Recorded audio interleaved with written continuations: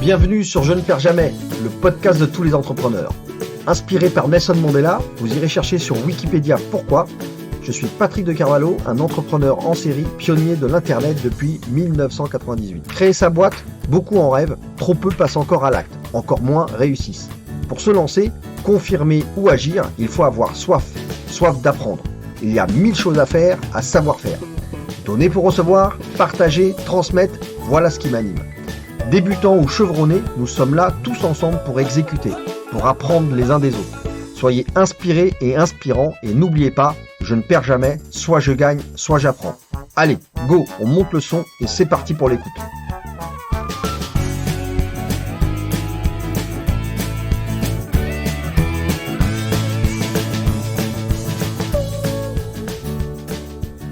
Bonjour à toutes et bonjour à tous, c'est Patrick de Carvalho. Je suis à nouveau sur le podcast Je ne perds jamais et aujourd'hui c'est un épisode spécial parce que je reçois une personne absolument fabuleuse qui fait énormément de choses dans l'univers de l'éducation, donc notamment vers des enfants et des plus jeunes, donc ça me touche vraiment beaucoup. Et puis en plus associé à un univers que je connais très bien, qui est l'univers de la start-up.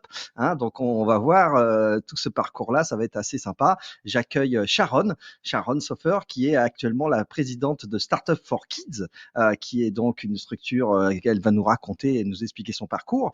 Et puis Sharon a eu avant ça un parcours dans l'univers de la tech avec avec des postes de haut niveau d'ailleurs, hein, de très haut niveau, du VP comme on aime, hein, le VP marketing entre autres dans des sociétés de la tech, des télécommunications. Elle va nous raconter ça. Sharon, bienvenue et bonjour, merci d'être avec nous aujourd'hui. Merci de m'avoir invité. Bonjour Patrick. Bonjour Sharon. Je suis très heureux, comme je le disais en introduction, je suis très heureux de t'accueillir parce qu'on fait cet épisode dans un contexte qui est celui d'une initiative qui s'appelle le Podcaston, qui a lieu du 25 au 31. Donc ça a démarré ce week-end, ça dure jusqu'au 31 mars et c'est une initiative altruiste, avec de la mise en avant de tout un tas d'associations et d'ONG pour clairement soutenir et puis je dirais faire connaître un peu toutes ces initiatives. Et donc au pied levé, tu as gentiment accepté de parler de ta propre initiative et de ton parcours dans cet univers que tu connais bien. Donc je suis très content qu'on fasse cet épisode ensemble. Je te propose que tu peut-être tu commences par te présenter et puis comme ça on va pouvoir rebondir sur un petit peu ton parcours. Ça marche. Me présenter, j'aime bien, ça fait Ah CV oui, c'est déroulé. Donc, Sharon Sofer, je suis la fondatrice de Startup for Kids. yes. J'ai 51 ans de mémoire, 2 enfants On oublie ça, post-ados. l'âge ne compte pas. Ouais, ça me gêne pas. Une fois qu'on a passé le stress de se dire bon, en fait, on vieillit pas, on grandit et on apprend toute sa vie, ça va C'est beaucoup ça. mieux. Ouais, comme tu le dis, j'ai toujours travaillé dans la tech, le numérique, par pure affinité. À D'accord. l'époque, ça s'appelait les nouvelles technologies parce que c'était neuf et c'était il y a longtemps. J'ai fait un long parcours dans les télécoms, dans une start-up quand j'ai commencé. Après, quand je suis partie, il y avait 1000 personnes, donc c'était moins start-up. C'était moins une start-up. Ouais, mais super expérience dans les télécoms, une boîte qui a grandi, qui exportait une boîte française qui exportait massivement à l'international, qui a fait une introduction en bourse. Bref, c'était vraiment Ouais, un hyper sacré parcours, riche. ouais. Mmh. Ouais, c'était une super expérience. Et après, j'ai travaillé dans une entreprise qui s'appelle Mimesis République Mmh mh. avec Nicolas Gaume, qui est le fondateur et qui avait monté un projet qui s'appelle Mamba Nation et qui était super visionnaire puisque c'était le métaverse avant le métaverse. C'est ça, c'est le moins qu'on puisse dire, hein. C'était, si je regarde, c'était dans les années 2011? Ouais, c'est ça, donc vraiment en avance de son temps, mais comme on dit: «Avant l'heure, c'est pas l'heure». Enfin, Ouais, je ouais. suis pas sûre que ce sera un jour l'heure pour le métaverse, mais bon, ça, c'est un Yes. autre sujet et c'était un univers virtuel en 3D D'accord, ouais. pour les ados qui étaient vraiment les prémices du métaverse. Tu avais des Ah lieux ouais. où les jeunes discutaient entre eux, avaient des activités avec un avatar qui les représentait. Waouh, d'accord. C'était un truc Où, euh, qui était déjà un univers qui était en ligne. Tu te connectais en ligne c'était un accès comme ça en ligne directement? ouais, exactement. C'était entièrement en ligne, c'était full browser. D'accord. Waouh. C'était ouais, enfin vraiment, il y a pas. Ça m'a fait rire quand on commençait à parler des achats en ligne, d'objets, de vivre des Ouais. expériences. Comme si c'était un truc hyper nouveau, alors que bon, bah voilà, on a ajouté les lunettes, les lunettes de VR, mais ça existait déjà avec Second Life, avec Combination, etc. Donc, Yes. et Ouais, puis là, alors ça s'apparentait à un jeu vidéo? C'était une sorte de jeu vidéo ou c'était un univers que tu explorais? Quel genre de... Ouais, alors, ouais, c'était plus expérientiel que ce qu'on pouvait vivre à D'accord. l'époque dans Second Life, où tu pouvais te balader Mhm. longuement. Là, tu allais vraiment d'espace en espace et c'était beaucoup plus ludique, hein, puisque l'équipe qui avait monté le projet, c'était vraiment une équipe qui venait du jeu vidéo. D'accord, ouais. Donc, on était plus proche du jeu où tu allais d'espace en espace pour vivre une expérience, hein. Mhm. D'accord, ouais. Ouais. Et ce qui correspond plus à ma vision, d'ailleurs, si je devais avoir une vision du métaverse où Ouais, je de ces univers qui sont... j'adhère pas nécessairement au concept. Pour moi, ce sont des expériences. Voilà, quand tu fais une expérience pour l'apprentissage, c'est génial, mais c'est une expérience dans un blog. J'ai pas besoin d'avoir un métaverse complet et continu Bien sûr, ouais. pour apprendre des choses ou avoir une expérience ludique, hein. Alors justement, d'ailleurs, là, tu vas y rester, quand même presque 5 ans, dans cette boîte-là. Qu'est-ce qui, comment dire, toi qui as été, comme ça aux avant-postes de cet univers-là, qu'est-ce qui va, entre guillemets, te faire, partir ou te faire changer, dans quelles sont les circonstances de ta bougeotte de chez eux? Ça a pas pris, c'est resté des petites initiatives comme ça ponctuelles? Quel est ton point de vue par rapport à ça? Alors, ça a pris, si tu parles du métaverse, non. Alors, pourquoi moi j'ai bougé? D'abord, dans les 2 cas, hein, que ce soit chez Wavecom Ouais, ou chez la les première essais structure, techniques, ouais. Mmh. la boîte commençait à péricliter, doucement. D'accord, Donc, ouais. pour Donc moi, tu ça t'es avait dit pas de que sens de rester. J'avais la chance de pouvoir, partir avant que avant que ce soit trop désagréable comme ambiance. Donc, ce que j'ai fait. Et après, pour être terre à terre, j'étais peut-être plus en quête de sens à un moment de ma vie, hein. d'accord. Mmh. Et que ce soit les télécoms ou, euh, Ou le jeu ou enfin ou le l'expérience jeu tel 3D. qu'il Ouais, est, ouais. ouais, le jeu tel qu'il était conçu, ça collait moins avec ce à quoi j'aspirais. Et plus ça va et moins ça colle. Je vais plutôt dans la direction, mais on va en parler de remettre la tech à sa C'est juste ça. place.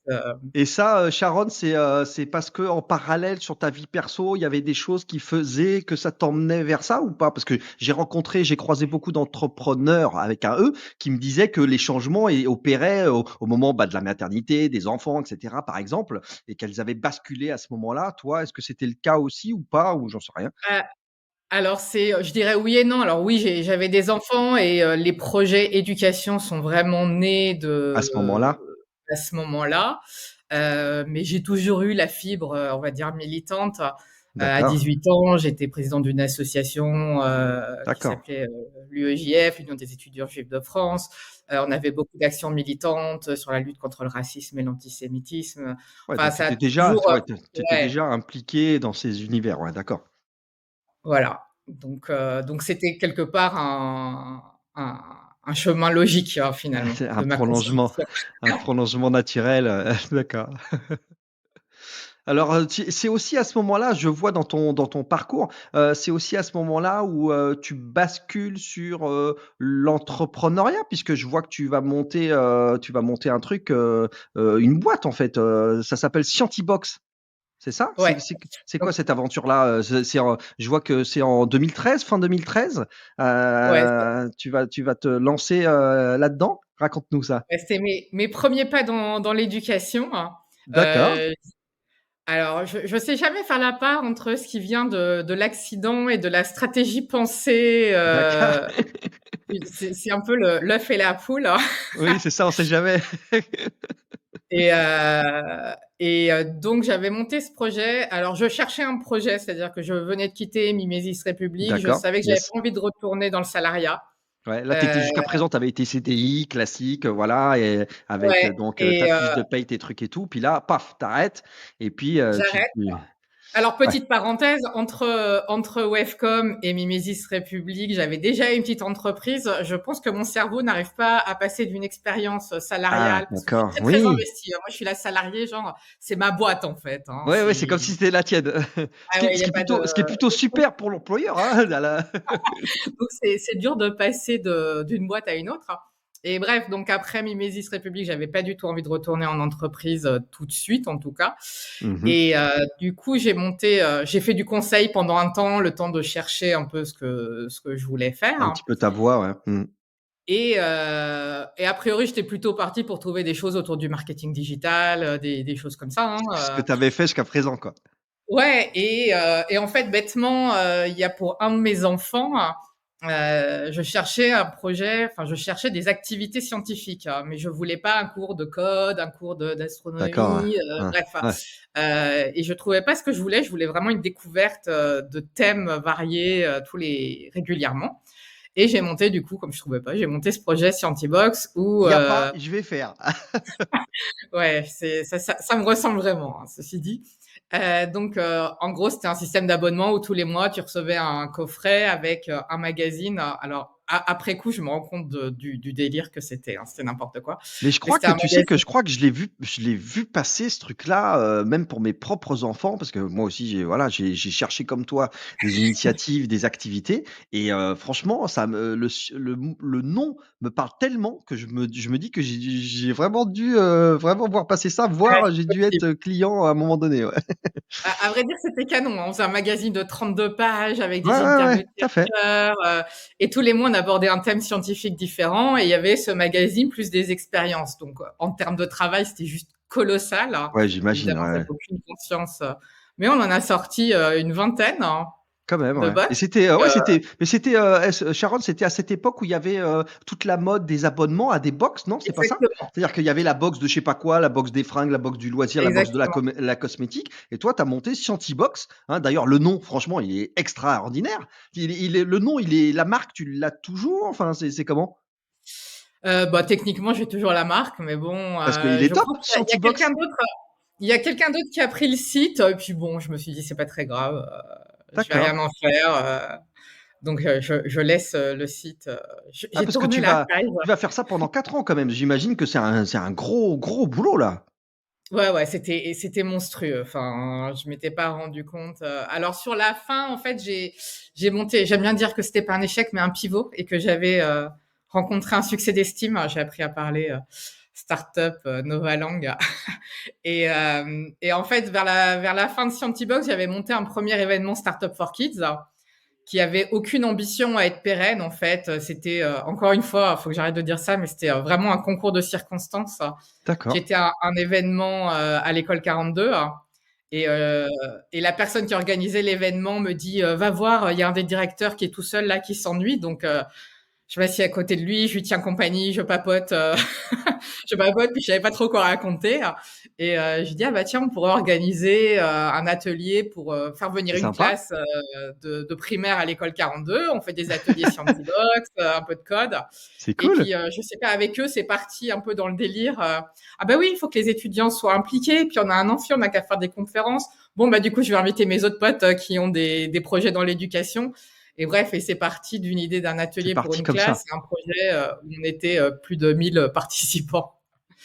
Yes. Voilà. Waouh! Et d'un projet qui devait être un one shot, hein, et ben c'est devenu, ça a grandi, voilà, ça a fait ses Alors, petits. avant de basculer, sur, plus longuement et plus profondément sur Startup for Kids et puis tout l'univers qui gravite autour, moi je voudrais qu'on parle un tout petit peu de ta période Scientibox, qui a duré 4 ans quand même, sur les aspects, entre guillemets justement, ceux qui font mal, hein, c'est-à-dire le côté entrepreneur là, tu t'y retrouvais comment? Tu t'es retrouvée toute seule, tu as eu une équipe, tu as grossi, tu as eu du financement ou pas? Enfin, tu vois, raconte-nous un peu l'aventure Ouais. d'entrepreneur parce que tu étais CDI pendant dans des boîtes tech assez longtemps. Donc, hein, on rappelle Wavecom, Mimesis sur la partie univers 3D immersif.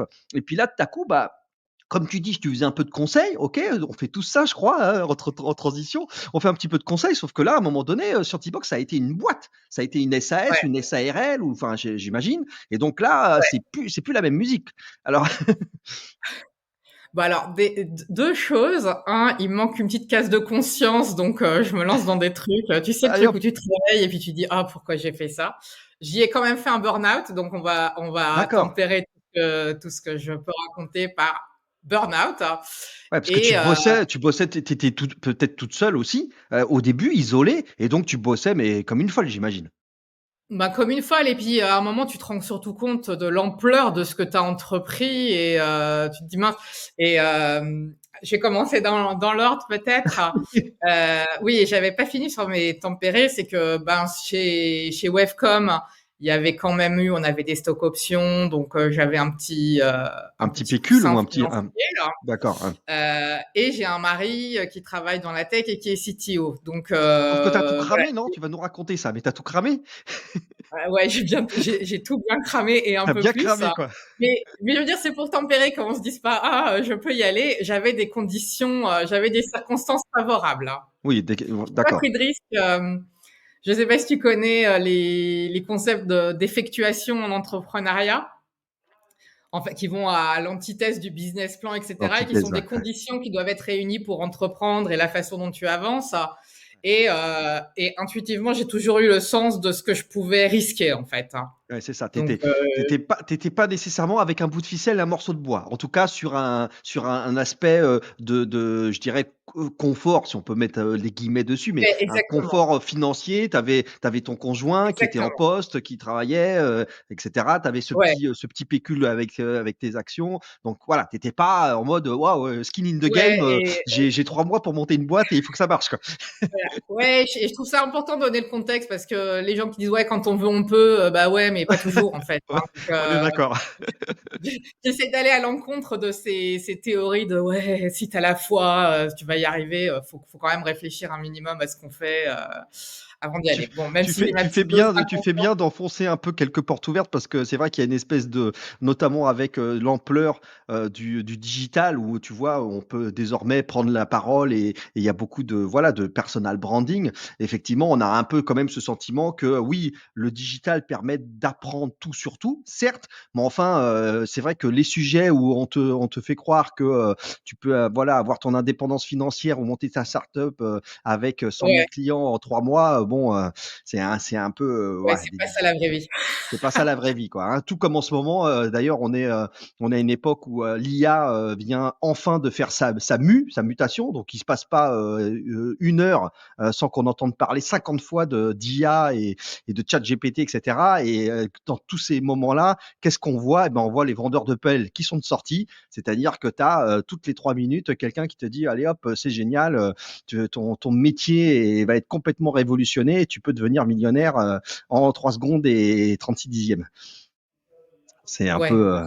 faut modérer tout ça, et puis faut connaître ses On ambitions est dans la d'accord. vie, si c'est devenir millionnaire ou changer le monde, hein. J'ai Ouais. d'autres. Pour moi aujourd'hui, une entreprise qui a pas pour vocation de rendre le monde meilleur, elle doit pas exister. Donc je suis Et puis, assez. oui, oui, on est d'accord, hein. Continuer à s'enfoncer dans le monde qu'on a déjà créé, bon, c'est a priori l'issue, elle est pas Ouais, nécessairement c'est pas dans mes la bonne. qualités. J'ai beaucoup de digressions, t'as vu?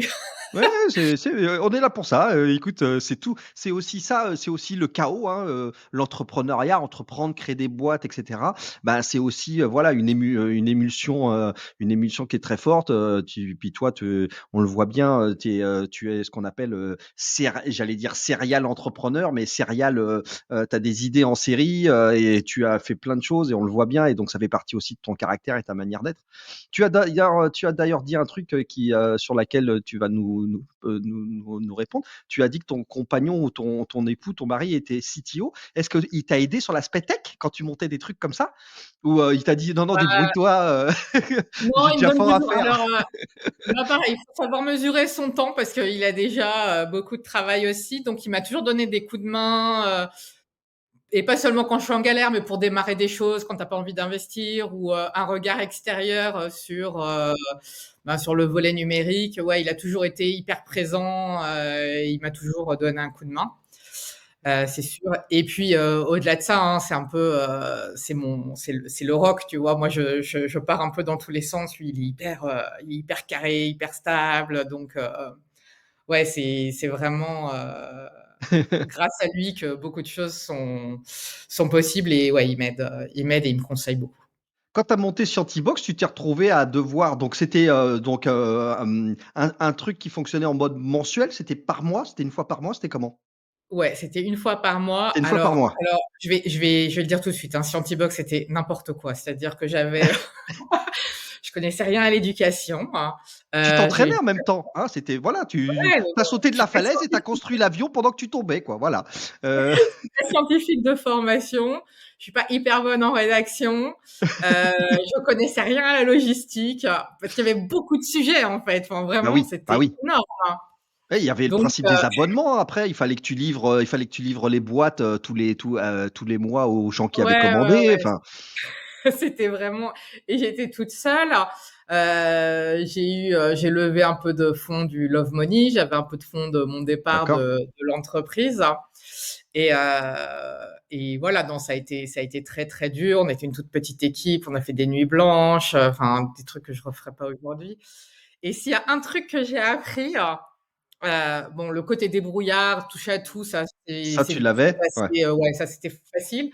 Ce que j'ai appris, c'est à lâcher. C'est-à-dire qu'à un moment, quand ça veut pas, ça veut pas. Avant, Ouais, je lâchais rien, quoi. ouais, C'est-à-dire que c'est ça. je pouvais avoir 50 000 obstacles, j'y allais. Et aujourd'hui, sur Startup for Kids, bah, j'ai toujours ce côté où je monte de nouveaux projets, je fais évoluer les choses, etc. Mais je suis un peu dans le mode, si ça veut pas, ça veut pas. C'est pas la Ouais, peine de. tu moins dans l'obstination, tu veux dire, hein, c'est ça? Ouais. C'est-à-dire que Et s'obstiner pour s'obstiner, bon, à un bout d'un moment, voilà. à la marge, il y a des choses où je veux pas parce que c'est stratégique et il faut pas lâcher et je vais y mettre toute mon énergie. Et le reste du temps, je vais vite lâcher s'il y a un truc qui prend pas, un projet qui est trop compliqué, des interactions qui naissent pas. Je vais plus dire bon, ok, en fait ça veut pas, mais pas ton énergie. Et ça, je pense que c'est un des gros apprentissages De cette époque-là de Shantybox? Ouais. de cette époque-là. Et mon autre gros apprentissage, c'est au pire quoi. Et ça marche dans les deux sens, ça. Le au pire quoi, c'est je réfléchis, si ce que je fais se casse la figure, c'est quoi le plus gros risque C'est qui ça. puisse arriver, hein? Qu'est-ce qui peut se passer, quoi? Au Ouais, pire quoi dans ce sens. Et il y a aussi, bah, j'y vais, j'essaye et au pire quoi, c'est pas grave. Donc, c'est ça me plaît bien moi ça. voilà. Bah, de toute façon, ici on est sur «je ne perds jamais», alors, de toute façon on perd jamais, hein. C'est soit on gagne, soit on apprend, donc tout va bien. Mais c'est pas toujours évident effectivement, cet état d'esprit. Moi je dis souvent en rigolant que, échouer c'est pas très grave, mais par contre, il faut échouer vite. Il faut pas échouer dans la durée, il faut pas échouer pendant longtemps et donc il faut échouer plein de fois, mais alors, il faut se dépêcher d'échouer quoi. Parce qu'après il faut commencer, il faut faire autre chose. Donc c'est vrai Ça, je que suis d'accord. Et puis, enfin, c'est pas à toi que je vais le dire puisque c'est le nom de ton émission, mais effectivement, comme disait Mandela, chaque échec, tu en tires quelque chose. il faut. Il y a rien de Heureusement. pire, il y a rien de pire que de rien, tu vois? Rien alors là, c'est une catastrophe. Si tu retires rien, si tu n'apprends pas, si tu capitalises pas sur les expériences que tu as vécues, alors là, je dirais que là, c'est vraiment une catastrophe pour tes entreprises, pour ta Ouais, c'est et pour le coup, je trouve que l'échec, c'est un des meilleurs moyens d'apprendre parce que les choses sont ancrées en toi, quoi. Tu l'as vécu dans ta chair. Les conseils qu'on te ouais, ouais. donne, souvent, tu dis: «Ouais, super». Il y en a que tu vas en prendre, tu vas en laisser, tu vas dire: «Oh non, mais ça, c'est pas moi, je suis pas comme ça», ou tu vas avoir tendance C'est à les vrai, balayer. c'est vrai. Bah, Tu l'échec connais que tu l'expression, hein, Sharon, hein: «Les conseilleurs sont pas les payeurs», hein, donc Voilà, et l'échec que tu as vécu, c'est dans ta chair. Et yes. j'aime bien j'arrive jamais à m'y tenir, mais bah, la théorie de la veste, c'est, son nom m'échappe, mais Annabelle, je ne sais plus comment, qui a écrit un livre sur la théorie de la veste, où il faut se prendre au moins 5 vestes par jour, sinon c'est que tu as pas assez essayé. Ouais, c'est Et que tu as pas assez d'accord, ouais, waouh, waouh. il y en a plein, il y a plein d'alternatives comme ça vient souvent de femmes d'ailleurs, où en fait si tu t'es pas pris un mur, c'est que tu as pas été assez loin. Ouais. Ouais et puis, après il y a c'est alors moi je dirais que des vestes, j'en prends pas mal puisque j'évolue dans un univers, de la vente. du commercial. Alors là, quand tu es commercial, si effectivement tu Ah es bah oui, pas prêt à prendre des vestes, alors là, tu es mal. Parce clair. que c'est en fait, on s'en rend pas compte, mais oui, c'est 95 des de portes pour, voilà, pour X% de réussite. Mais tu manges plus de non, que, Ouais. voilà, que de réussite, hein, c'est clair. Oui, c'est vrai. Et sur les 4 ans de Scientibox, est-ce que tu as tenu entre guillemets, un business plan, un business model? Tu as réussi à générer du chiffre d'affaires par la vente, par les abonnements ou c'était trop compliqué d'atteindre le point d'équilibre? Ouais, non, c'était vraiment trop compliqué. J'arrivais pas à me payer. Je me suis jamais payée. Et même en me payant pas, je perdais un peu d'argent tous les mois, tu vois. Donc, Ouais. c'était vraiment non pérenne.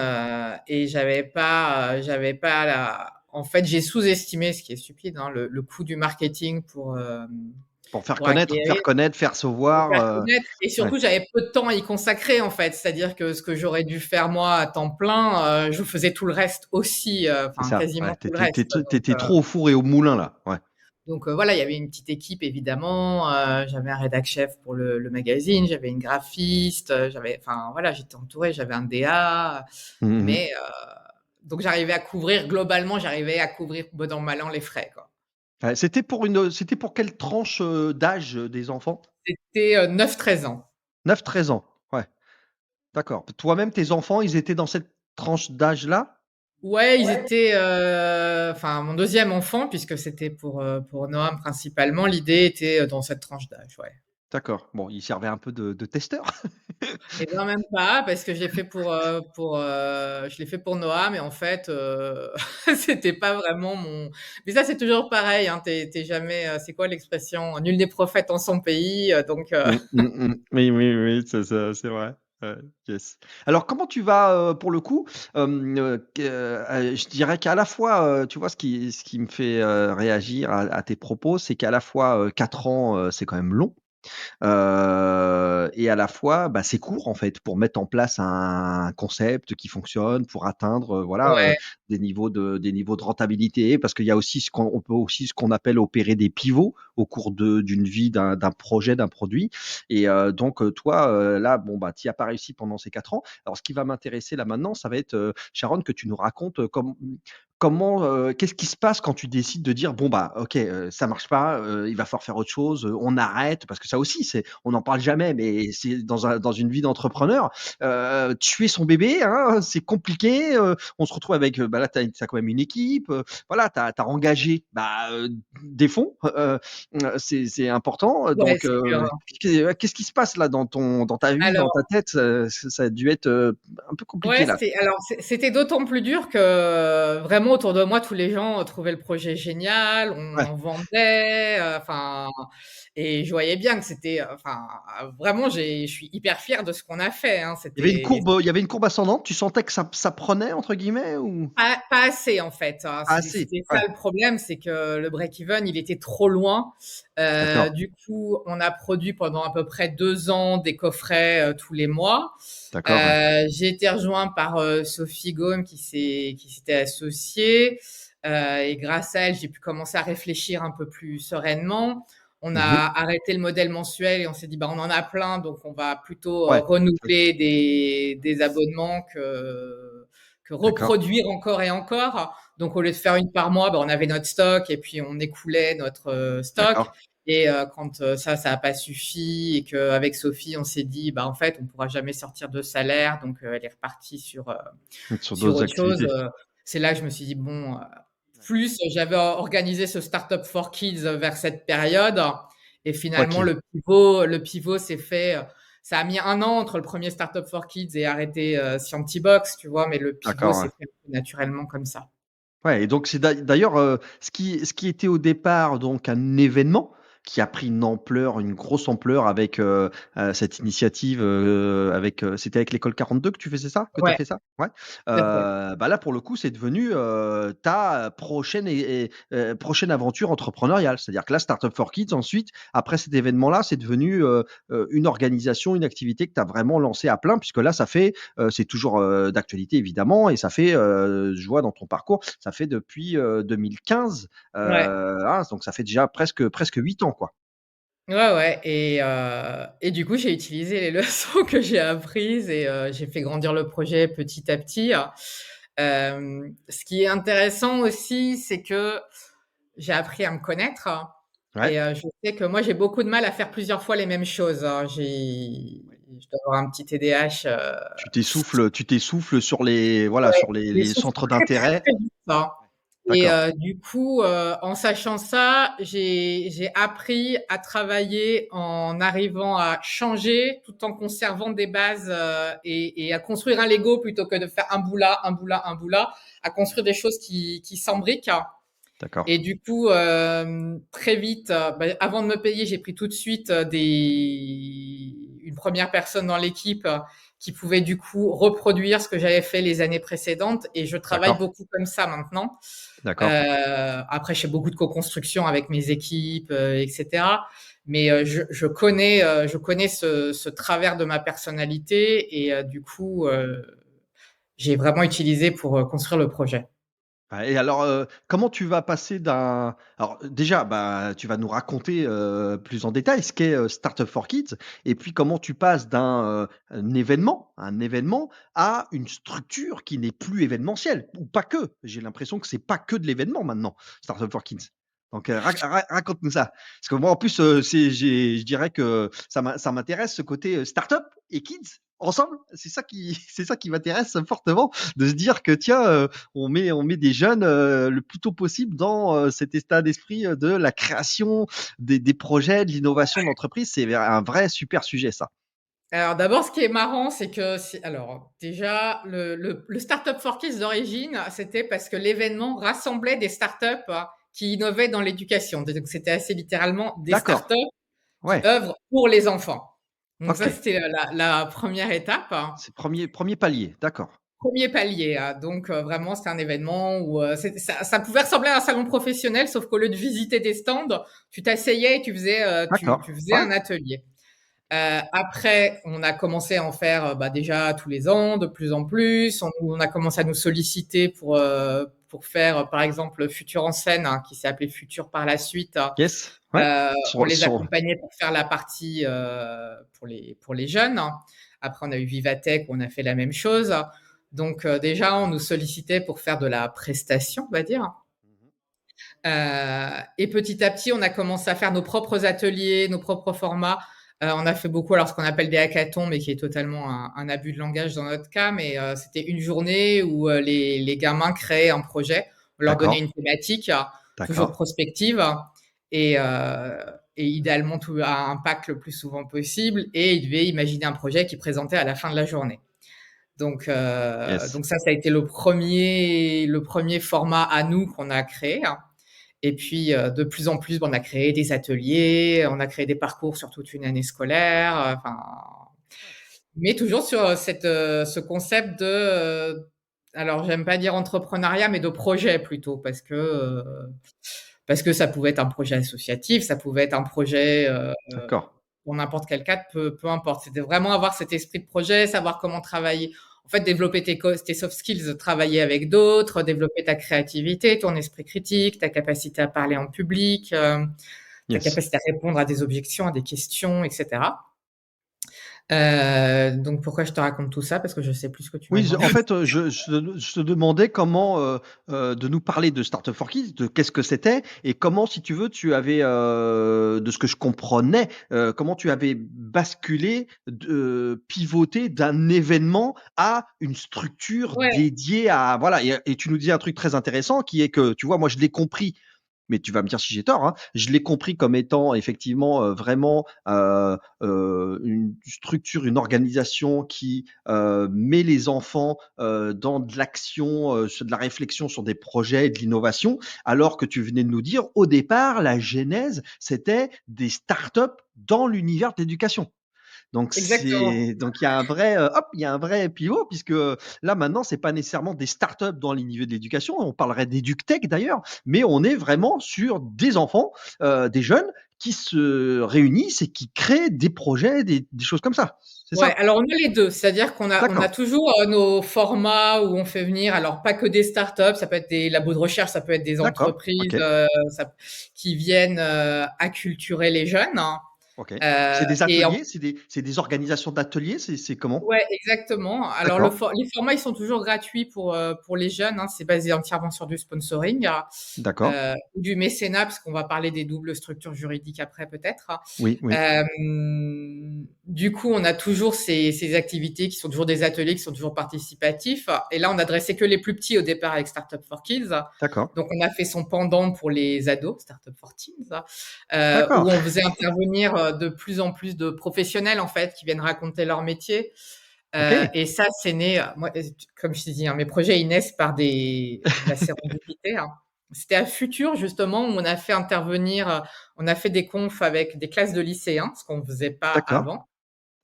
Et en fait, sur les quelques confs c'était des rencontres avec des professionnels, et il y avait de façon systématique, les Systématique. questions, D'accord. c'était qu'est-ce qu'on fera plus tard? L'IA et les robots, ils vont prendre nos métiers, on n'aura rien à faire, c'est l'horreur, c'est la catastrophe. Et merci Laurent Alexandre pour ces messages catastrophistes qui sont hyper Ouais, déstabilisants qui pour sont les anxiogènes et déstabilisants hyper pour le anxiogène et pas constructif. Alors oui, l'IA, preuve en est, hein, avec ChatGPT et co, mais et les robots sont là, mais essayer de remettre les choses à leur place, c'est stressant, hein, je dis pas ça, mais il y a eu d'autres révolutions industrielles et à chaque fois on pensait que ça allait être la fin des métiers, de la vie, etc. C'est des évolutions, il faut savoir en tirer parti. Et après, on pourrait se lancer dans un débat philosophique qui est la place du travail dans nos vies, dans une période c'est ça, exactement. où il faudrait plutôt rentrer dans une sobriété à toute blinde et penser à un autre Clairement. critère de mesure que le PIB. Donc, il y a en Ouais, plus s'interroger sur c'est quoi le travail dans nos c'est vies, c'est ça. quoi la croissance, est-ce que La création de c'est valeur, quoi la dans valeur, c'est quoi est-ce que le PIB c'est encore pertinent quand on est plutôt sur le bien-être, sur préserver la planète, vivre en ce sont des harmonie, bref. sujets, inextricables, très compliqués qui, comme tu le dis, touchent effectivement, au bien-être profond, à la philosophie, à ce qu'on veut faire, de nos vies, de cette vie, notre planète qui, f voilà, est dans un état, très compliqué. On en a qu'une, jusqu'à preuve du contraire, c'est sur ce caillou-là qu'on est. Ça serait peut-être pas mal d'arrêter de péter le caillou, quoi. Je me dis Très ça comme bien. ça, bon, Enfin, hein. le caillou, lui, il ira bien à la fin, hein. C'est Hein, c'est plutôt nous c'est sur ce caillou voilà, qui sommes. donc bon, c'est vrai que c'est des gros ouais, c'est des grosses problématiques, des gros sujets avec, en fait, ce qui se passe, c'est que cette bousculade, ce tsunami, de l'IA, notamment, en particulier en ce moment, c'est que ça augmente la vitesse du bouleversement, en fait. C'est ça, c'est que jusqu'à présent, bon, les technologies, les innovations, oui, ça bouscule, mais là, sauf que là, c'est exponentiel. C'est-à-dire que la manière de bousculer, c'est un c'est vraiment très, très, très intense. Donc c'est Ouais, ça aussi après, qui est compliqué, hein. après le truc, c'est toujours ce qu'on en fait, en fait. Enfin, la technologie en elle-même, alors bon, parfois, elle est le problème quand vraiment elle sert à rien. Mais après tout, on pourrait utiliser l'IA pour le meilleur, enfin, les applications Yes, médicales, etc. La question, c'est plutôt notre aptitude à pas forcément tirer le meilleur des outils qu'on nous donne, hein. on est d'accord. On est d'accord. C'est vraiment qu'est-ce que tu fais des outils qui sont à ta disposition.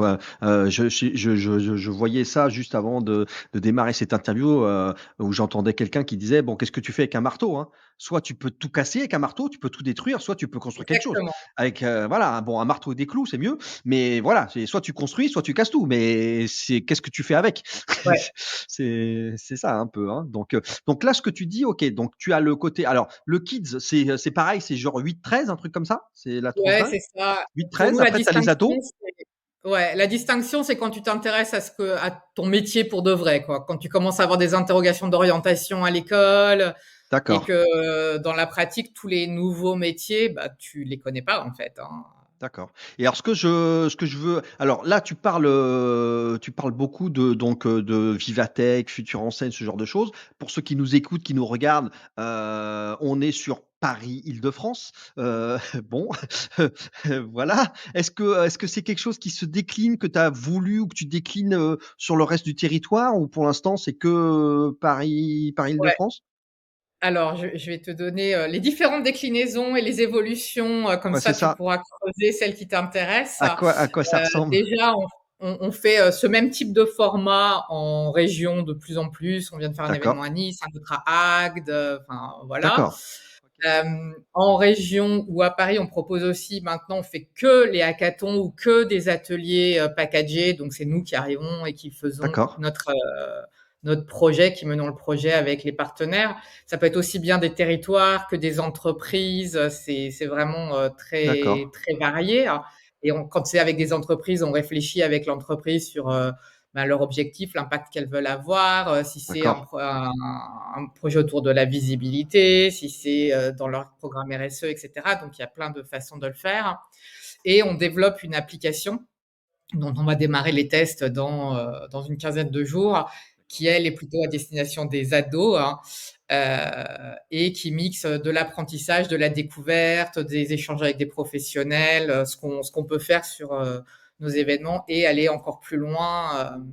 Une surtout, application de type, genre, pour mobile, pour tablette, une application, c'est pas, une web app. Donc, d'accord, OK. On peut l'utiliser, la regarder sur tous les écrans. ouais, tous les supports. Donc, D'accord. n'hésitez pas à venir sur le site Startup for Kids pour vous Ouais, on inscrire va aller bien sûr pour qu'on va la aller voir ça. tester. Ce que tu nous racontes, sur les événements, est-ce que c'est cadencé? C'est-à-dire c'est, genre, il y a plusieurs promotions à l'année? C'est tous les trimestres? C'est quelle est la cadence? Comment ça s'organise l'espace-temps dans Startup for Kids? Alors les événements, on essaye de les cadencer tous les ans. D'accord, Donc Nice, on a fait une première édition et on est parti pour la deuxième. c'est ça. Paris-Saclay, on fait une édition depuis 4 ans, tous les ans. Donc on a cette cadence et c'est pour ça aussi, l'intérêt de l'application qui s'appelle Acton Futur. C'est aussi ça, ça va être de faire la passerelle, d'un événement à l'autre. Ouais, Et après, on a des programmes qui sont plus sur la durée, hein. Alors bon, on a des programmes d'une semaine, sur la durée du stage de troisième, où on peut proposer à des entreprises de gérer une promo de stagiaires. Du coup, ça mixe créer un projet, rencontrer des collaborateurs de l'entreprise, etc. Et on a un programme, et c'est celui spécifiquement qu'on mène vraiment dans un cadre associatif pur, qui s'appelle Changemaker. Et là, c'est des promos de filles qu'on accompagne sur toute une année scolaire yes, pour monter un projet à impact.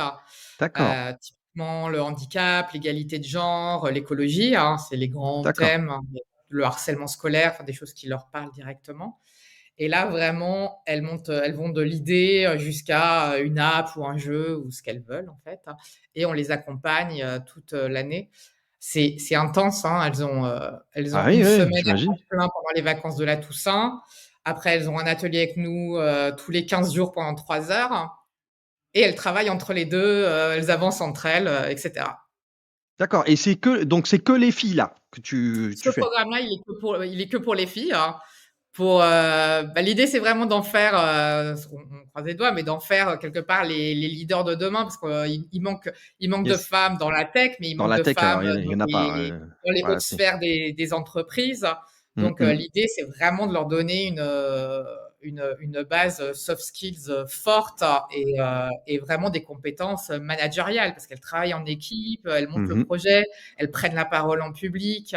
Elles développent leur créativité. Enfin bref, c'est très, très Et riche ça, comme programme. c'est un programme où, en fait, tu t'inscris? Enfin, comment on entend parler de ça? Les parents, inscrivent leurs enfants?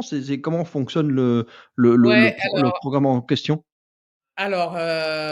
déjà, il y a toute notre base de gens qui sont déjà venus à nos événements, qui C'est nous ça? connaissent, qui en parlent régulièrement dans nos newsletters, et cetera. On travaille avec des établissements scolaires, hein, qui en parlent à leurs élèves. On travaille avec des associations de quartier, puisqu'il y a vraiment un objectif de diversité, sociale. D'inclusion et diversité, d'accord, OK.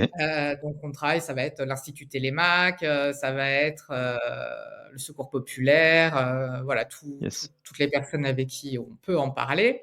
Mmh. Et il y a une session en présentiel pour les franciliennes, hein, et on le propose en distanciel, hein, En ce qui est encore distanciel? plus D'accord. difficile parce qu'elles prennent 3 heures un mercredi après-midi sur 2, c'est très fatigant.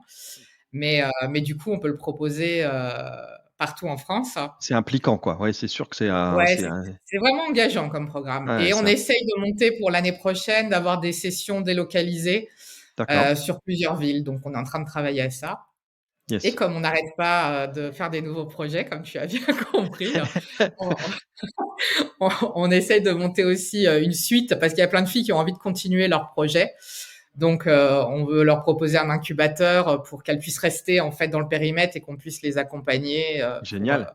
Ouais, génial. pour la suite J'allais du te projet. j'allais justement te demander, voilà, j'allais te demander ça effectivement, parce que finalement tu as le pouls dans tes mains de ce qu'ils ressentent ces jeunes, parce qu'ils découvrent finalement l'innovation, la construction de projets. Donc c'est toi, ça te donne un observatoire, de effectivement au moment où ils sont en train de se construire, voilà, de l'adolescence vers jeune adulte, tu es au bon moment pour voir un peu les évolutions. Qu'est-ce qui se passe dans leur tête? Est-ce qu'ils ont envie de continuer? Oui, non? C'est génial ça. Ouais, c'est top. Ouais, et alors sur Changemaker, c'est un peu biaisé parce que les filles qui viennent, hein, c'est déjà, je les appelle des rockstars, hein, c'est déjà des filles qui Elles ont sont déjà une, une ouverture sur d'esprit de la fou, quoi. ouais, on le voit plus sur les gros événements où là, tu as une grande diversité. En plus, ils viennent avec les classes, Ouais, ouais, ouais. donc là, tu vois plus la société. Et on va travailler de plus en plus, qui plus est avec l'application, à faire des études récurrentes sur le pouls justement de la jeunesse sur les sujets de société. Est-ce que tu te retrouves avec, plein de jeunes qui sont tous, entre guillemets, «au potentiel», tu sais, les zèbres et compagnie, tout ça? Ou est-ce que tu as de tout, en fait? Alors, les Que premières années qu'on est-ce que avait ces fait, initiatives-là font pas que, tu vois, ne vient que des gens, que des jeunes qui sont déjà, bah, hyper, voilà, hyper ouais, ouverts, hyper trucs, en avance, gna gna gna.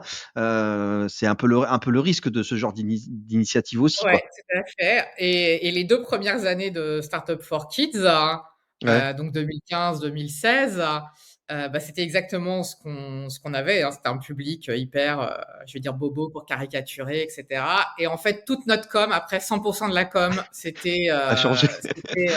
ouais, on l'a totalement changé. On a ciblé que les établissements QPV, Ouais, ouais.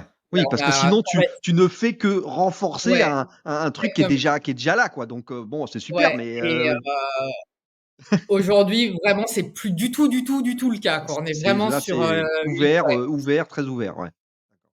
Ce qui est Et quand même le même, programme Changemaker, après ça reste des rockstars, mais elles sont de tout milieu. Et justement, c'est hyper important parce que comme on travaille que sur des sujets à impact, oui, ah il oui, faut des équipes mixtes qui connaissent les problèmes de ce qui se passe, partout.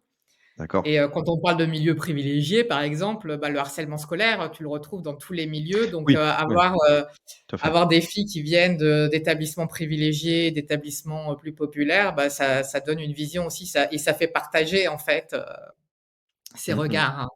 Ouais. Alors, on va continuer sur le côté, impact associatif, tout ça, ça m'intéresse. Mais avant, je voudrais, qu'on revienne sur les bases de l'entrepreneuriat, qui est une structure, qui est censée être, voilà, à l'équilibre, organisée. Comment tu fonctionnes maintenant avec, Startup for Kids? C'est une structure où il y a du financement, des sponsors, que c'est une structure qui «gagne de l'argent» entre guillemets ou pas? Et de quelle manière, en fait? Comment tu quelle Ouais. quelle leçon, tu vois, tu as tiré de, flûte, j'ai cassé la tirelire, j'ai planté l'argent que j'avais de côté, je l'ai planté la dernière fois, que maintenant tu as fait comment là pour, Startup for Kids? Alors on a 2 structures juridiques complètement distinctes, hein. Donc il y a D'accord, une association, qui porte des programmes, du type, Changemaker d'accord, justement, et la plupart des startup for kids en gros. Donc aujourd'hui d'accord, on l'utilise un peu comme marque de communication, mais c'est l'association. Et on a une, SAS, ESUS. Donc ESUS, c'est les entreprises à impact, hein. d'accord, OK, Sur laquelle, tout ce qui est prestations aux entreprises, ça va dans l'entreprise, c'est à ça. impact. Yes. Donc l'idée, c'est d'être, à l'équilibre, sur, l'association, hein. De toute façon, chaque euro qui rentre est réinvesti. Et sur l'entreprise, en vrai aussi, puisque ESUS, c'est un cadre juridique, qui cadre justement ce que tu fais de tes bénéfices, la D'accord, répartition des salaires. Donc on n'a pas le droit d'avoir trop de disparité dans d'accord. les salaires, et Ça, tu cetera. as été Donc le chercher ce truc-là? C'est-à-dire, la société à impact, c'est un label que tu vas ouais, chercher, ouais, tu tout fais à en fait. sorte de remplir, j'imagine, un dossier et cetera et de montrer patte blanche pour obtenir Exactement. ce label-là, quoi? Ouais, tout à fait. D'accord, Et OK. alors normalement, tu as des droits aussi. Bon, tu as beaucoup d'engagements, donc juridiques. Tu as des droits, je les ai pas encore, complètement saisis parce que c'est sur des financements, des poches de financement, et cetera. J'ai D'accord. pas creusé, mais ça donne, en tout cas, ça te donne un cadre juridique et tu peux éviter de te perdre si à un moment, bon, Mmh mh. en l'occurrence, c'est pas mon cas sur l'aspect financier, même si j'ai quand même choisi d'avoir une entreprise d'un côté, Mmh mh. pour me rémunérer, pour voilà, Alors des choses. il faut pas non plus, Sharon, qu'on se trompe, tu vois, par rapport à ça, parce que trop souvent, en fait, on oublie que, avoir, des résultats, dans le sens résultat net et des bénéfices, c'est pas mal, hein. C'est bien Ouais, parce que ça permet de faire plus de choses et de réinjecter, tu vois ce que je veux dire? Parfois on se trompe, c'est-à-dire qu'on a cette image que ouais, super, plein de bénéfices, mais c'est genre, c'est pour acheter des trucs matériels. Non, en fait, que c'est bien de faire plein de ouais, bien bénéfices parce que sûr, ça te permet d'avoir plus de moyens et plus de pouvoir pour agir sur les choses, sur les valeurs sur lesquelles tu veux agir. Donc, il faut pas ouais se et tromper, puis, quoi. C'est, mmh, il y a un sujet avec l'associatif, enfin, je pense qu'il y a quelque chose à travailler, collectivement sur les statuts parce que quand tu es dans une assoce, bah, quand tu es d'abord, tu es le fondateur, il faut quand même que tu te rémunères. bah Donc, oui, il y a une espèce d'hypocrisie à dire: «Bah, on va mettre un président de paille pour pouvoir, payer le fondateur». Sauf qu'en fait, bah, tu donnes, les clés de ton projet, enfin et autour hein, de moi, hein. il y a des gens qui se sont fait sortir de leur projet. D'accord, Donc, carrément. bah, oui, parce que tu as un bureau en fait, donc Bah toi tu es oui, oui, oui, bien une association, salarié il y a un président, un secrétaire, trésorier, enfin, exactement hein, c'est et le l'association loi bureau 1901 voilà et le classique, ouais. bureau Mmh, ne peut pas être payé ou de façon, très, très marginale, en tout cas pas suffisamment pour te payer un loyer et manger, hein. bien sûr. Donc voilà, tu es quand même obligé de réfléchir à ces sujets, de façon assez sérieuse et c'est marrant et encore une digression, il y a une gamine qu'on a accompagnée sur, le programme Changemaker il y a quelques années, Alia, qui est juste incroyable, qui a monté, 2 projets sur le harcèlement scolaire et D'accord. donc je l'ai mis, en relation avec un cabinet d'avocats qui travaille pro bono sur des projets à impact, D'accord, pour qu'elle super. réfléchisse bien à la structure juridique, qu'elle voulait monter pour son projet. Moi, je suis pas assez, Pour porter son projet, ouais. exactement, pour réfléchir à l'avenir. Je dis: «Si tu montes aujourd'hui une assoce, bah, regarde à quel point je sais pas à quel point tu es engagé, tes actifs sont dans l'association. Si tu veux faire ça toute ta vie, C'est bah, ça. il va bien falloir quand même que tu sois protégé d'une façon ou d'une autre». Bref, c'est des questions à se poser et comme tu dis, c'est pas que ce soit il y a pas d'échelle de valeur, hein. C'est pas parce que tu Oui, as une oui. boîte que tu te payes, des centaines de millions et cetera. C'est juste On est te d'accord. protéger. Yes. Yes, ça c'est bien et donc tu as comme ça autour de toi des structures, là tu parlais de la structure d'avocats pro bono, tout ça c'est pas mal ça. Tu as des structures comme ça, tu des entreprises qui jouent le rôle en étant sponsors, c'est un peu l'état d'esprit qu'elles ont aussi de participer comme ça, à financer, des projets, des programmes qui sont tournés vers l'accompagnement, l'éducation des jeunes? C'est aussi Ouais, l'état plein. d'esprit? Je Alors, les entreprises, elles sont en demande, vraiment, d'engager leurs collaborateurs sur des programmes. Alors il y a encore beaucoup de choses à améliorer, hein, sur l'entreprise. Nous, on travaille sur Impact à faire signer à nos entreprises partenaires, pour s'engager sur les enjeux d'écologie, hein. c'est Je ça. crois on en parlera peut-être plus tard, de l'écologie, globalement et de son rôle dans l'entreprise. Hem Du coup, il y a toujours cet enjeu, on va parler du greenwashing ou social washing et cetera. Donc c'est toujours difficile et même pour nous d'arbitrer sur, OK, quelque part, il y a forcément des entreprises qui se servent de «nous» entre guillemets ou d'autres structures, Pour s'acheter pour une dire: «Bah, vertu tu voilà, penses? Pour, hop, exactement». ça Et du coup mesurer où on est, OK, not OK de d'être, d'être, instrumentalisé, hein.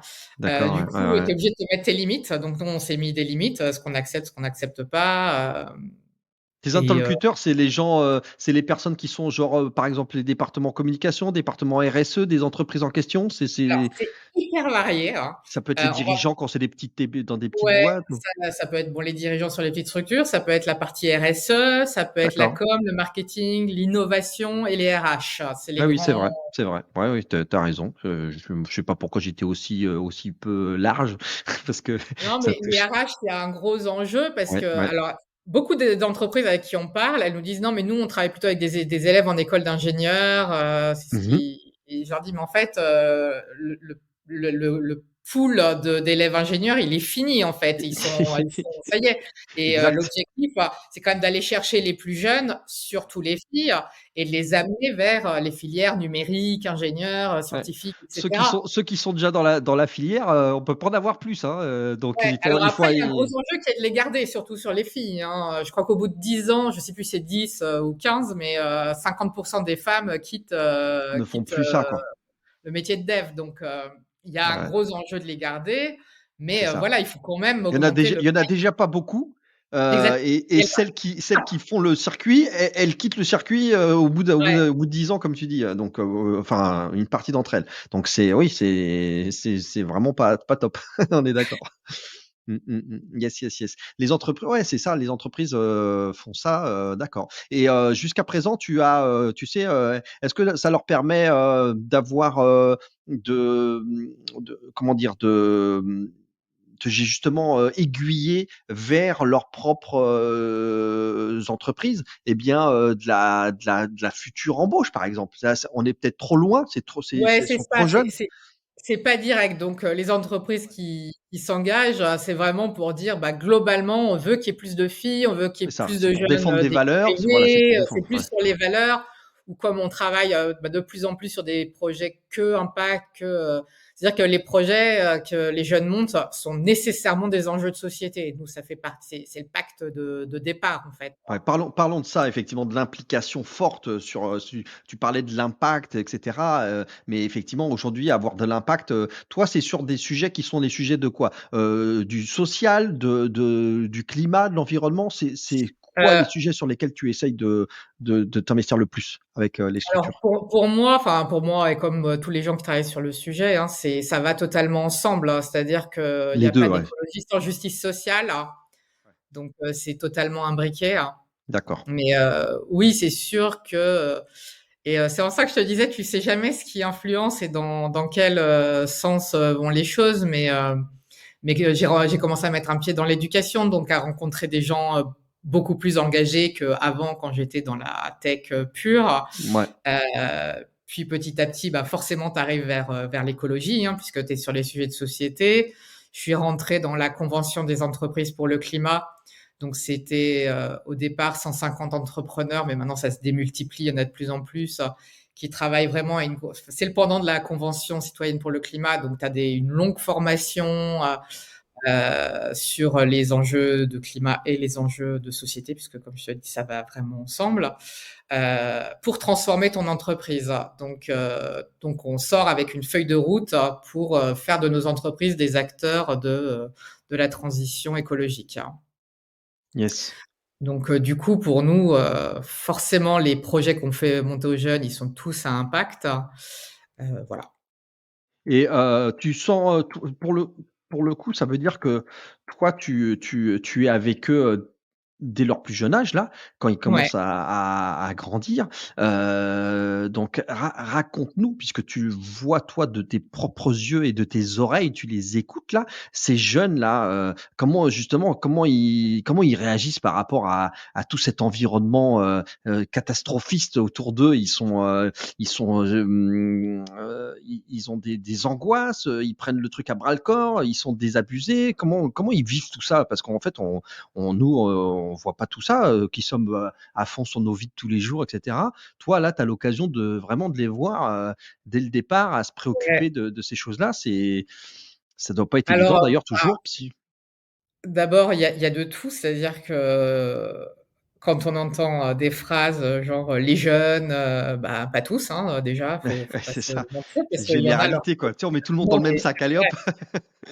bah, c'est vrai, c'est vrai. D'abord, il y a des jeunes, dans toutes les sphères, hein, dans les très privilégiés, bah, rien à faire, hein. Je veux dire, tu pars en vacances en avion à toutes les vacances avec ta famille, tu es élevé comme ça, Ouais, tu te rends pas forcément compte, de l'environnement autour de toi. Dans les quartiers populaires, bah, «Faut que je mange à la fin du mois, que mes parents payent le loyer» et cetera. Tu as d'autres préoccupations.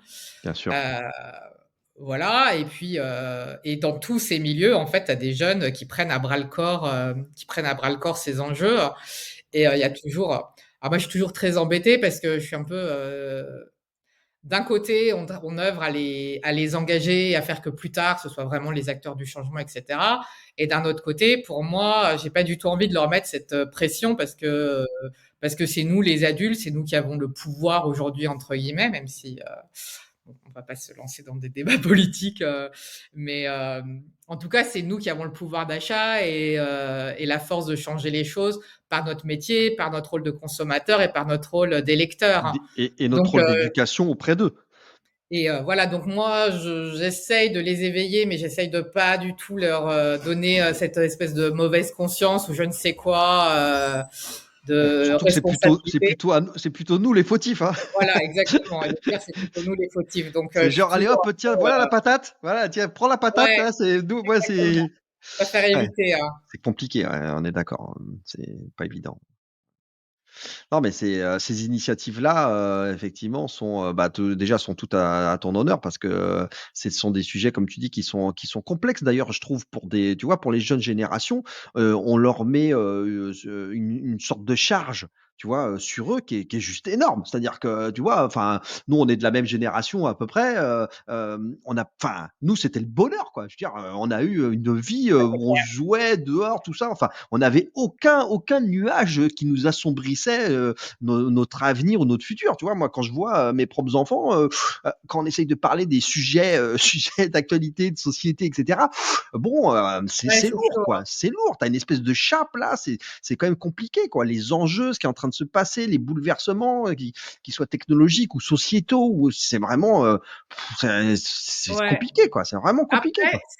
ce qui est très très clair, c'est que l'action est désanxiogénisante, je sais pas comment on peut le dire. Plus tu es acteur du changement, mais même aller manifester C'est ou ça. Tu écrire prends à des bras le articles, corps le truc et tu te dis, ouais, j'agis tu pour prends le quelque truc à chose, bras le quoi. Ouais. corps et ça descend vraiment ton niveau d'anxiété parce que tu te sens moins dans la posture de subir les choses. Donc déjà ça c'est un point hyper important et qu'il faut du coup souligner chez les jeunes et leur donner cette envie de se mettre en mouvement. Mais ne serait-ce que parce que individuellement ça descend ton niveau de stress, ça. Ouais, ouais. Bon, alors, on va passer sur un petit peu des notions de futur, de why. Tu sais, le why de Simon Sinek. Souvent, je demande à mes invités quelle est leur étoile du Nord, qu'est-ce qu'ils ont dans les tripes, où est-ce que voilà, qu'est-ce qui les porte vraiment vers le futur. Quelles sont toi tes ambitions par rapport à Startup for Kids? Tu veux, alors, t'as d'autres projets que tu veux monter ou celui-là, tu veux le faire grandir, grossir? Tu parlais de trucs très intéressants qui sont peut-être une réflexion qui va se transformer en quelque chose de concret sur une histoire d'incubateur ou de startup studio. À la limite, un startup studio for kids, ça pourrait être pas mal, ça. Ça serait un truc sympa. Ça, c'est les genres de projets qui te portent en ce moment, c'est ça? Ouais, alors bon, déjà, on a pas mal de pain sur la planche avec l'application et effectivement ce programme C'est vrai. d'incubation. On trouvera un autre nom que Startup Studio parce que j'aspire à des choses qui sont plus porteurs du fait qu'on veut des projets impact. Des projets à Et, impact, ouais. Ouais. Startup, Impact Studio, c'est un impact studio, en fait. voilà, pourquoi pas Impact Studio, quelque chose comme ça. Mais ouais, ouais, l'objectif, ben, avec ce parcours que j'ai pu faire dans la Convention des entreprises pour le climat, c'est vraiment de marteler que c'est notre mission première, c'est l'impact. Et on est passé de finalement, je vous acculture à la tech à je vous acculture à l'impact et comment on peut utiliser la tech pour avoir un maximum d'impact. C'est C'est ça. Et plutôt tu leur apprends ça? C'est-à-dire que dans les ateliers là, dans les programmes, il y a vraiment un focus là-dessus sur, de la méthodologie ou des process pour justement essayer d'avoir, le plus d'impact possible? bah, alors c'est indirect, c'est-à-dire que c'est du learning by doing, c'est-à-dire qu'on leur dit pas: «Nous, ce qu'on veut, c'est que vous ayez de l'impact», mais on leur dit: «Tiens, vous allez monter un projet à impact et apprendre à le développer et à lui donner de l'ampleur». Donc on le dit pas comme ça, mais oui, Mmh. on leur fait faire, en fait. Ouais, ouais, ouais, ouais. D'accord. Donc ça, oui, donc ça, c'est ton oui, c'est vrai qu'il y a on va l'appeler c'est quoi d'ailleurs? C'est l'application? Ouais, c'est une application. Elle va être en plusieurs langues ou c'est français, français? Pour l'instant, elle est en français, hein. D'accord, On a déjà beaucoup à faire, sur le d'accord, sujet. À un moment, elle passera forcément en anglais, mais d'accord. c'est pas Pas de dans nos axes principe, prioritaires. tu pas de principe, payant dessus. Pour l'instant, c'est, ouvrir le truc, que ça soit disponible à Alors, tous, ça va être le même principe qu'on fait pour tout, c'est-à-dire qu'on l'a fait financer entièrement par des partenaires, D'accord, et ça peut être aussi bien, un territoire, qui l'apprend pour tous les jeunes du territoire, d'accord, ouais, je qu'une vois bien. boîte, de type, mutuelle qui veut offrir Les aux enfants administrés, ouais, sociétaires et cetera, des parcours sur, la sécurité, la cybersécurité, Mmh, la mmh mh. protection de tes données et cetera. Donc Yes, voilà, c'est toujours du B2B, donc il y aura plein de parcours, gratuits, accessibles gratuitement et d'accord. d'autres, via des partenaires. Donc avec des programmes que toi tu es il y a une sorte d'élaboration permanente de nouveaux contenus, Ouais, de nouveaux programmes exactement. parce que en plus comme tout bouge beaucoup, bah, là il y a quand même des phénomènes de, le fameux Web3, le métaverse, les cryptos, les NFT, l'IA, il y a plein de technologies qui évoluent, tout le temps, tout le temps, tout le temps. Ouais, Donc ça te fait à chaque fois effectivement, des bouleversements qui touchent leur vie de tous les jours, hein. Là ouais, d'ailleurs on n'en parle pas, beaucoup ou pas assez, mais tout le monde est focus ou penché sur l'IA, et moi je me faisais la remarque il y a quelque temps encore que, bah, on est en train de pas se préoccuper beaucoup de la les aspects, tu sais, de, bah, justement de sécurité des données personnelles, quoi. C'est-à-dire qu'encore une fois, j'avais une conversation il y a pas très longtemps avec des gens, qui interrogeaient cette fameuse intelligence conversationnelle puisque c'est ça. Sauf que, je suis devenu, tout blanc quand je me suis rendu compte que des personnes qui étaient en entreprise, dans l'interrogation qu'ils faisaient de cette fameuse intelligence conversationnelle, ils ah étaient bah, en train de diffuser des informations qui étaient top secrètes, quoi. Et donc, moi j'ai dit: «Mais attendez, vous avez pas compris, enfin je veux dire, c'est des Américains derrière, d'accord, bon, il y a la notion de souveraineté numérique, quand tu travailles, je sais pas, dans une boîte où tu es un peu genre habilité secret défense, Thales ou je sais pas quoi, bah, tu vas peut-être pas commencer à balancer des informations et à interroger, le truc, comme ça, c'est quoi». clair que mais d'où l'éducation qui est essentielle, sur, comment protéger tes données. Après, nous, enfin, je m'interroge beaucoup sur la partie, éditorialisée, à savoir dans quelle mesure on donne notre avis. Hem, Tu vois? Est-ce qu'on reste, agnostique? Il y a des c'est très compliqué comme sujet de savoir le parti pris. Moi, il y a des choses, qui Ouais, jusqu'où on va, pour, diffuser, aiguiller, ou, ouais et ouais, donner le jugement parce qu'il y a des choses, on a besoin de les connaître, mais on n'adhère pas forcément, voire loin de là. On ouais, peut pas ouais. les cryptos, mais bon, je critique pas. La dernière fois que j'ai critiqué les cryptos sur internet, je me suis fait insulter donc C'est vrai? Oh là là, tu chopé une vague de haters? Oh là là. c'était assez déroutant. Ouais, c'est assez Insulté, mais pas insulté, on m'a dit, «Si je te croise dans la rue, tu as intérêt de changer de trottoir». ouais, c'est pareil, c'est de la menace, c'est un truc incroyable. C'est pas mal, hein. Ah, c'est un truc incroyable. Je suis toujours un peu surpris de ça parce que, moi je considère, un peu comme toi que, en fait, les innovations ou les choses comme ça, il s'agit pas d'être pour ou contre ou de repousser, mais par contre de bien les comprendre pour pouvoir en fait, soit les utiliser, soit en parler et en tout cas comprendre les bouleversements qui sont, provoqués par ce genre de choses. Après, Ouais, tu peux être moi, il y pour a ou des contre, c'est pas le sujet, mais n'empêche que la crypto elle existe, il faut pas faire style: «Non, non, ça existe pas et c'est pas là». Bah non. non, mais Heu, c'est ça, hem, mais ça existe, mais on a le droit mmh, enfin, c'est là où je te rejoins peut-être pas, c'est que, il y a des technos enfin la crypto, le concept de base de dire qu'on se libérait, de la centralisation et la cetera, il y avait des centralisation, choses ouais. intéressantes, Mmh mh. mais, c'est quand même devenu un gros objet de spéculation et accessoirement de consommation d'énergie, hein. Même si bon, Ethereum, tout ça, OK, mais quand même, on a du mal aujourd'hui à voir, émerger, des applications intéressantes de la blockchain, Ouais, suffisamment. Donc c'est ce pour que le j'allais coup dire. Le plus pour le coup, intéressant, de tout ça, ça ouais, reste les technologies de type blockchain, qui permettent de faire un certain nombre de choses, qui sont encore en exactement. devenir. Voilà, mais c'est vrai que là, Oui, mais cette notion la de crypto n'est pas une, la non, crypto n'est pas la crypto forcément est une monnaie. l'application la plus intéressante qu'on en ait faite, Tout à loin de fait. là, quoi. Bref, hein. Yes. Donc il y a cette question, qu'on Ouais, t'explique, de vous la ah oui, blockchain et c'est quoi de la crypto-monnaie?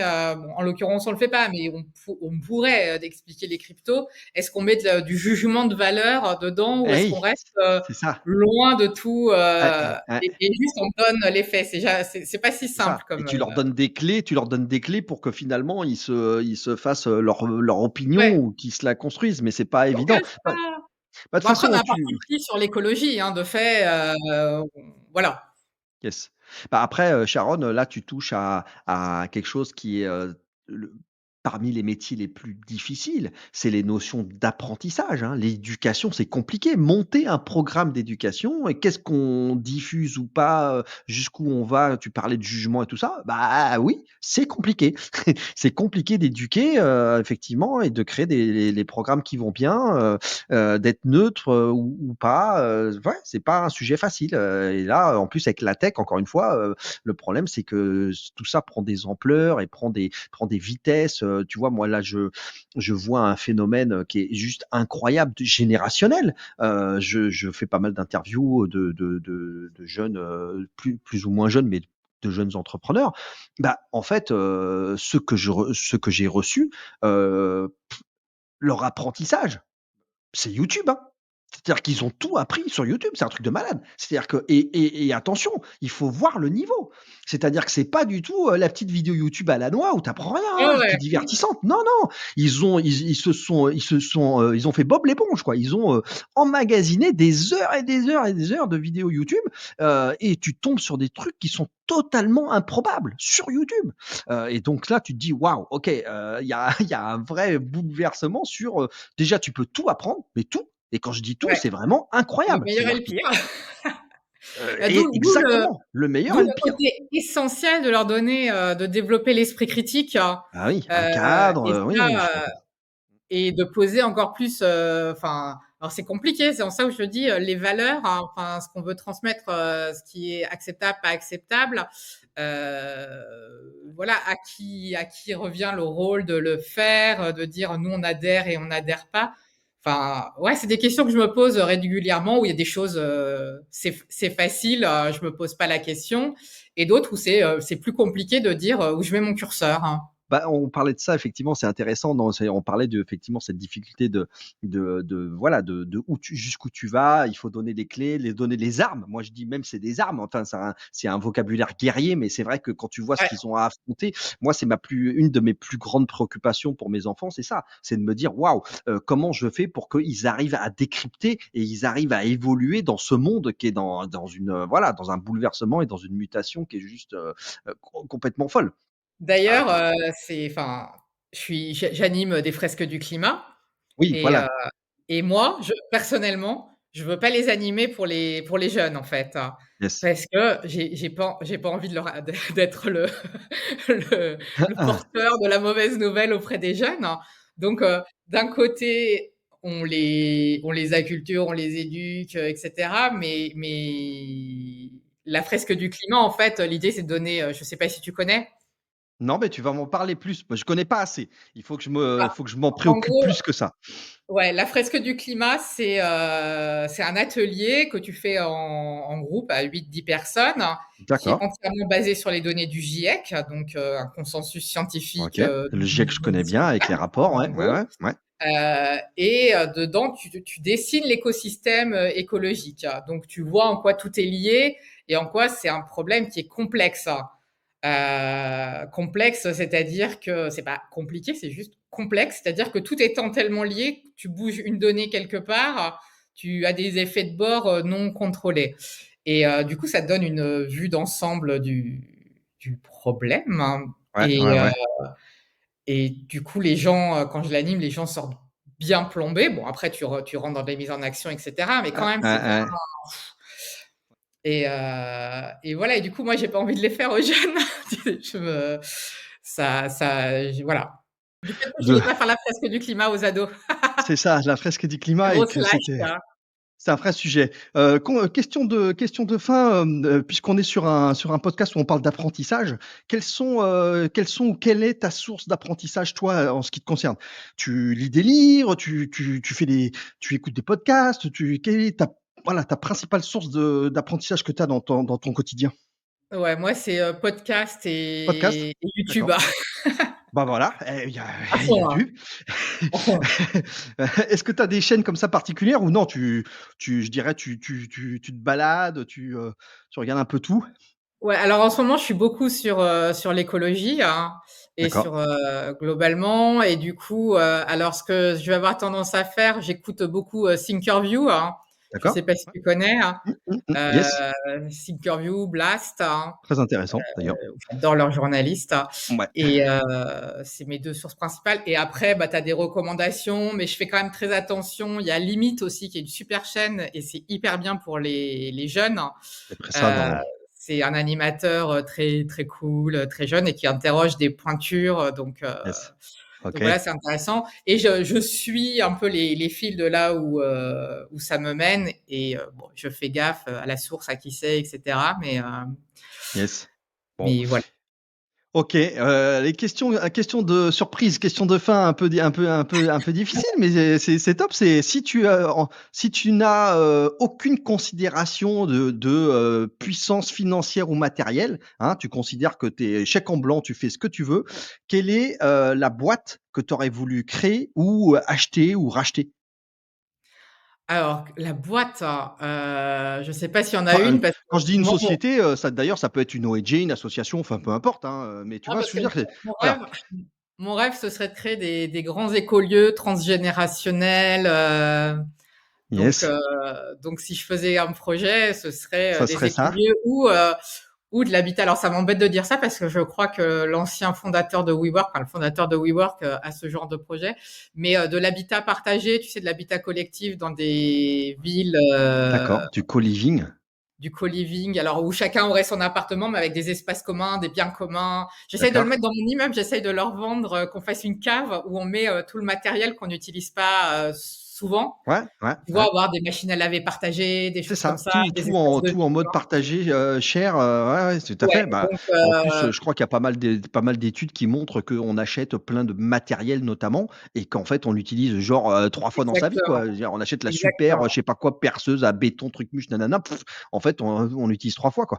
Donc, bon, c'est un vrai c'est Donc un vrai voilà, ce sujet. serait des écolieux ou des lieux partagés. Yes, d'accord. Bon, bah, écoute, Sharon, super. Écoute, tu vas de toute façon, c'est ce que tu vas je te remercie d'être passé à ce micro et à cette, voilà, de ce moment avec nous. Tu as partagé. On a, je trouve, ce que tu fais, vraiment super, par rapport aux jeunes, de les emmener comme ça dans la création de projets, dans l'éducation autour entreprendre au sens large du terme sur des choses à impact le plus possible et donc ça c'est top.